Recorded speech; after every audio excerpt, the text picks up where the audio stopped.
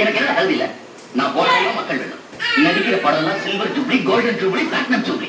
எனக்காக ஆயிரக்கணக்கான ரசிகர் மன்றங்கள், லட்சக்கணக்கான தொண்டர்கள், அவங்க எல்லாம் எனக்காக உயிரோட தயாரா இருக்காங்க. சுருக்கமா சொன்னா நாடு அறிந்த மனிதன், பாப்புலர் ஃபிகர். அப்படி பார்த்தா 9 கொலை பண்ண கூட தான் ஊரெல்லாம் தெரியும். அது பார்த்தா ஜனங்கள்லாம் அவனை சீஃப் மினிஸ்டர் ஆக்கிட முடியுமா?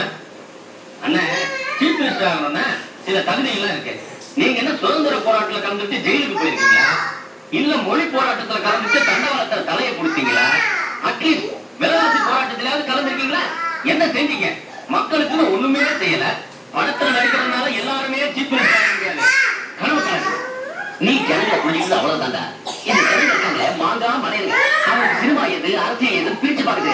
என்ன எடுத்துக்கைய நான் பரம அயோக்கியன். ஆனா ஜனங்க உத்தமங்கிறான். ஏன் ஒவ்வொரு சினிமாலையும் நல்ல நம்பி என்ன ஜனங்களை பாவம் அவங்க ஏமாத்தலாமா?